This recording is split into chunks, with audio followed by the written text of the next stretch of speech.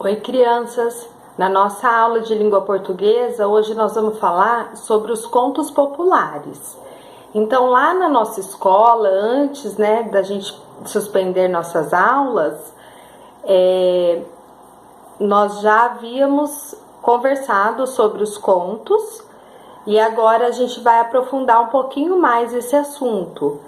Então, só para relembrar, o que são esses contos populares?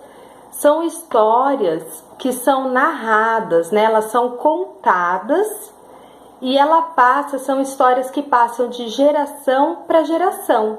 Geralmente são histórias contadas de maneira oral, que as pessoas contam. E depois essa história, claro, que elas ficam registradas na forma escrita. E quando a gente escreve na forma de prosa. O que é isso?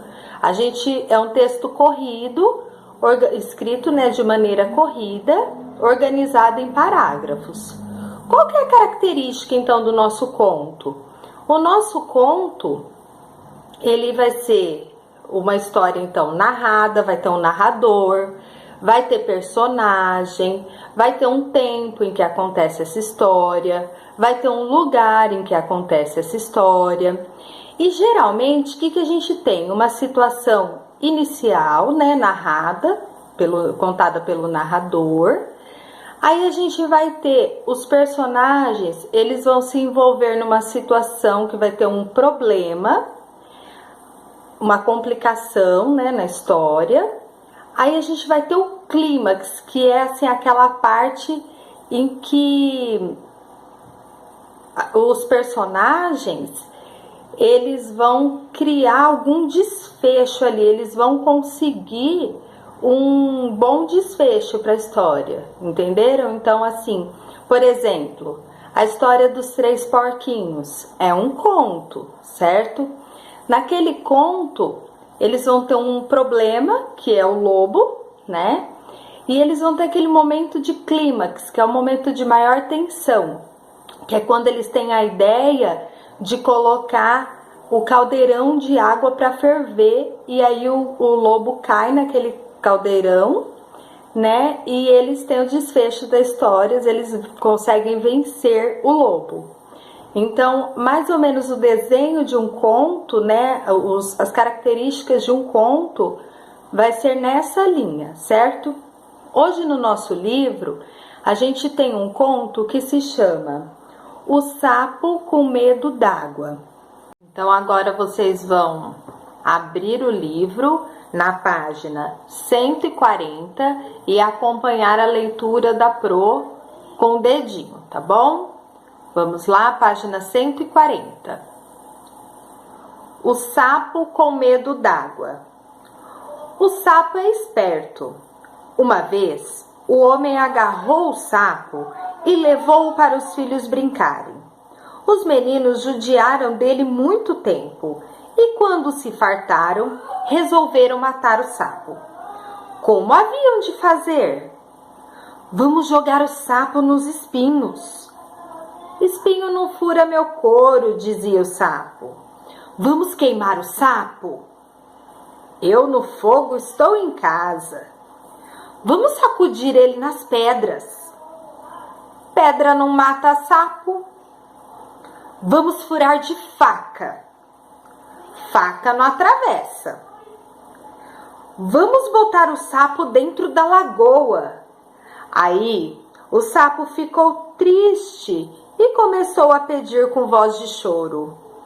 Me bote no fogo, me bote no fogo, na água eu me afogo, na água eu me afogo.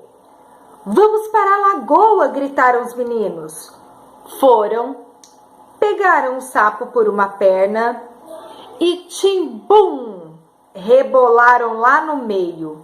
O sapo mergulhou, veio em cima d'água, gritando satisfeito. Eu sou bicho d'água, eu sou bicho d'água. Por isso, quando vemos alguém recusar o que mais gosta, dizemos, é o sapo com medo d'água. Esse texto quem escreveu foi Luiz da Câmara Cascudo, no livro Contos de Animais. Então a gente vai perceber nesse conto que o sapo, ele agiu com uma esperteza na história. E nós vamos tentar identificar qual foi a esperteza utilizada pelo sapo para se livrar, né, do que tinha sido armado para ele. Então nós vamos compreender isso, tá? Depois, na questão número 2, nós vamos no texto perceber que existe a fala do narrador e a fala dos personagens. E nós vamos identificar nas falas dos personagens qual é a fala que se refere a cada um dos personagens. E aí nós vamos voltar lá no texto e identificar essa fala. Qual é a fala do sapo e qual é a fala dos meninos, correto? Na terceira questão, nós vamos identificar a fala do narrador. Então, a fala do narrador, vocês vão perceber que tem uma diferença quando a fala é do personagem e quando a fala é do narrador. Quando é do narrador, o narrador ele conta alguma coisa que aconteceu. O personagem, ele já usa um outro tipo de fala, né? Que não está contando, ele está falando. E para isso tem elementos no nosso texto que indicam a fala do personagem, que é o uso do travessão, certo? Então vocês vão identificar a fala do personagem pelo uso do travessão. E aí, dependendo do contexto ali, vocês sabem qual é o personagem que está falando aquilo. E o narrador, você vai ver que ele conta alguma coisa.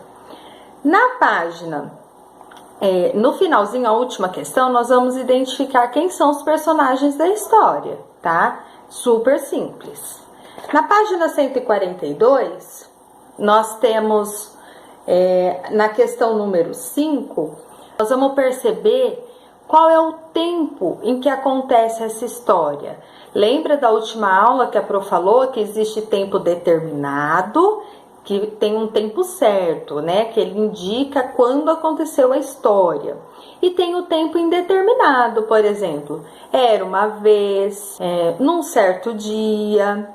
Então, a gente tem esses tempos que a gente não sabe quando aconteceu, mas que aconteceu.